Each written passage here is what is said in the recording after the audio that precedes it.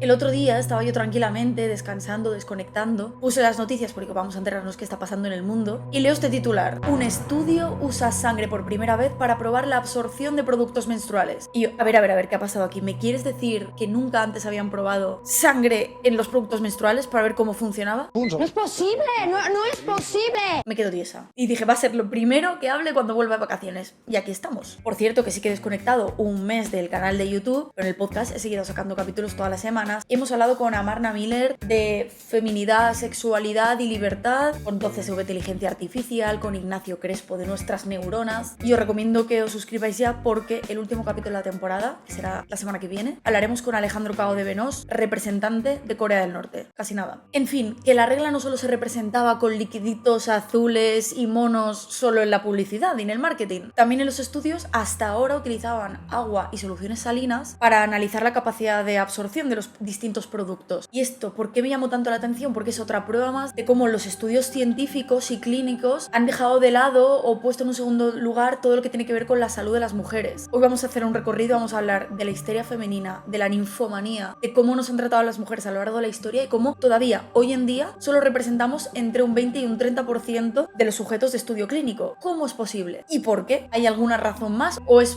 puro machismo? Esto nos interesa tanto a hombres como mujeres, así que os pido a todos y todas que os quedéis hasta el final.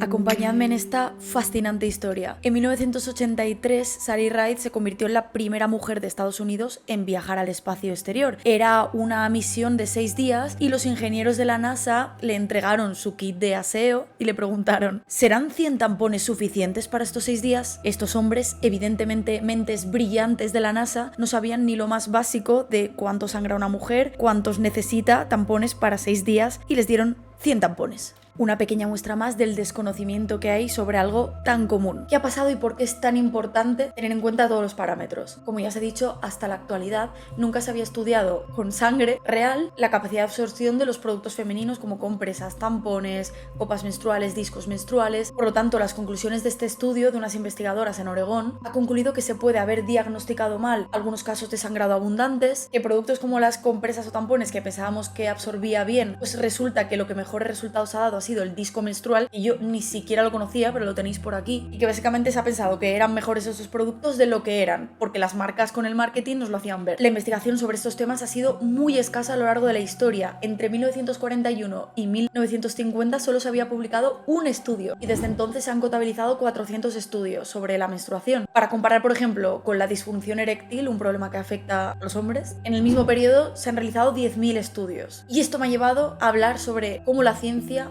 nos ha fallado a las mujeres a lo largo de la historia y sobre todo en el último siglo y medio que ahora veremos. Antes de seguir, quería saludar por última vez en esta temporada a nuestro patrocinador de confianza, que es NordVPN, que nos lleva acompañando muchos vídeos, y hoy os quiero hablar de otra cosa que encima me ha pasado este verano de vacaciones, que es que te pones a ver vídeos de TikTok y de repente te sale el programa Casados en 90 días, que son programas de Estados Unidos que no puedes ver. Pues con una VPN te puedes saltar esa limitación por países que tienen algunas páginas web y puedes ver cualquier programa o serie sin esa limitación espacial. Ya hemos hablado de otros beneficios, evidentemente de la protección, de si habéis viajado este verano conectándose a wifi públicos, lo peligroso que es. Un VPN te protege de todo esto y NordVPN es nuestro VPN de confianza. Así que tenéis como siempre en pantalla el link por aquí. Si cogéis un plan de 2 años tenéis 4 meses adicionales y además garantía de 30 días, es decir, si en 30 días los probáis y no os gusta lo podéis devolver. Yo lo veo claro. Gracias NordVPN una vez más. Hasta siempre te queremos y seguimos con el vídeo.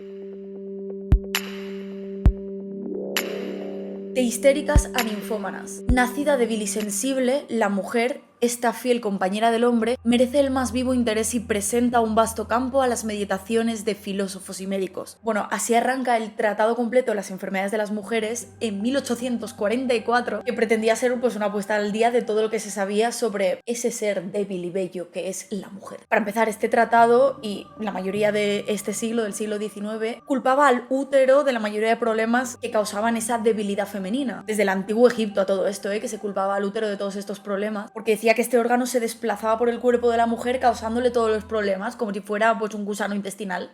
pero a lo largo del siglo XIX se intentó justificar de forma ya científica diciendo que causaba, por ejemplo, la histeria femenina. Histeria es enfermedad del útero, histera en griego, y bueno, fue la enfermedad de oro para las mujeres en el siglo XIX. Todo, que estábamos oprimidas, que no podíamos salir de casa ni tener voz, que los hombres de la época nos maltrataban y todo esto, pues eres una histérica, hija. Toda queja era histeria.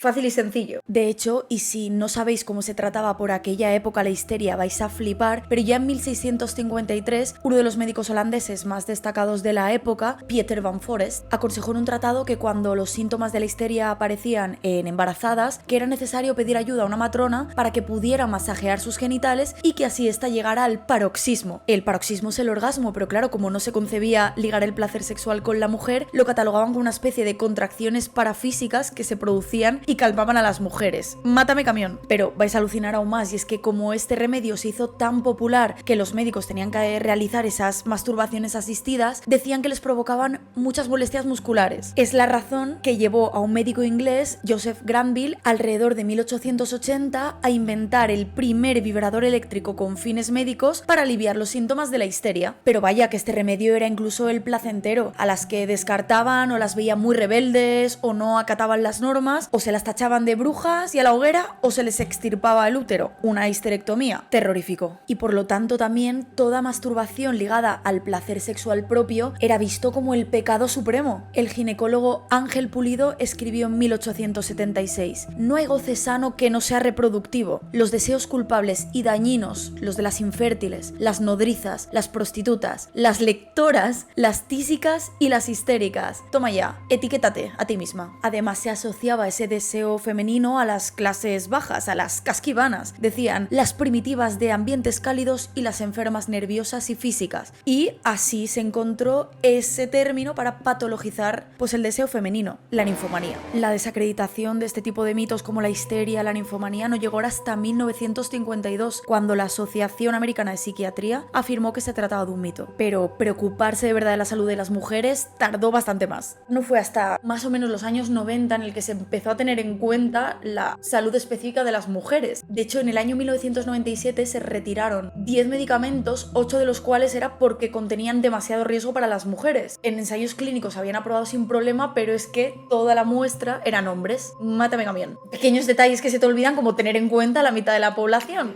¿Para qué? Pero ¿y en la actualidad sigue pasando? ¿En qué momento estamos? Ya hemos dicho que las mujeres seguimos estando infrarrepresentadas en los estudios clínicos, aproximadamente entre un 20 y un 30, pero os preguntaréis, ¿es tan difícil coger una muestra más o menos exacta de hombres y mujeres y distinguir entre sexos? Pues lo que dicen algunos expertos es que estar en mujeres es más complicado por una cuestión hormonal cuando se trata de temas de salud, básicamente por la variabilidad hormonal dependiendo de la fase del ciclo, lo cual encarece los estudios porque hay que hacer más subgrupos. En la actualidad, aunque ya hay algunas revistas científicas que piden separar por sexos, no hay una legislación que obligue a ello en los estudios, entonces seguimos en las mismas. No solo hay que tener en cuenta el sexo biológico, es decir, cromosomas XX y XY, que también es importante para dividir en grupos, sino también el género. Por ejemplo, si miramos la gráfica de las 10 causas de muerte que más predominan entre hombres y mujeres, vemos diferencias. Por ejemplo, el Alzheimer tiene más incidencia en las mujeres y muchos tipos de cáncer tienen más riesgo en hombres. Esto no solo explicaría el sexo biológico que también, sino el género, que quiere decir los patrones de comportamiento aprehendidos a lo largo de nuestra vida, patrones de consumo, de salud, sistemas de creencias, expectativas en cuanto a hombres y mujeres, ¿no? Por ejemplo, hay más incidencia en el tabaco y en el alcohol en hombres, lo que podría explicar parte de la incidencia del cáncer. Vamos, que es interesante para todo el mundo que los estudios diferencien entre sexos y géneros. En los años 90, otro estudio muy interesante de una profesora de neurología de la Universidad de California realizó una investigación con ratones para intentar aclarar por qué las mujeres éramos más susceptibles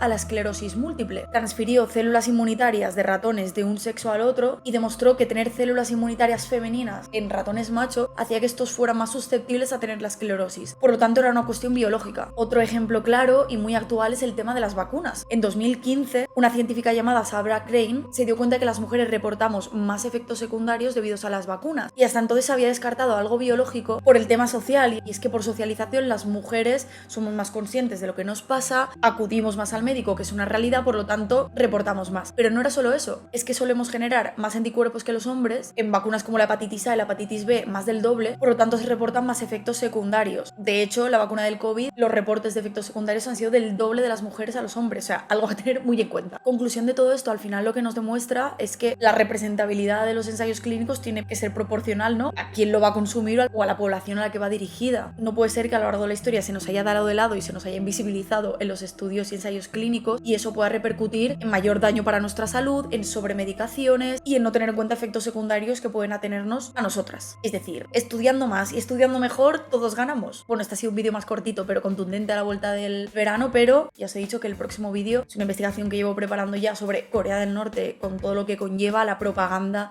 la gente, entrevistando a Kao de Venos, tengo muchas ganas de entrevistarle y veremos qué ocurre. Por cierto, si queréis ir viendo lo que he hecho este verano, que he ido a festivales, he trepado, me he ido a bucear y todo, podéis seguirme por Instagram, que ahí también publico reels cortitos y estoy más activa. Nos vemos muy pronto, espero que hayáis disfrutado dentro de lo que cabe de las vacaciones. Mi gente de Latinoamérica sé que todavía no. Os quiero mucho, estamos de vuelta. Adiós.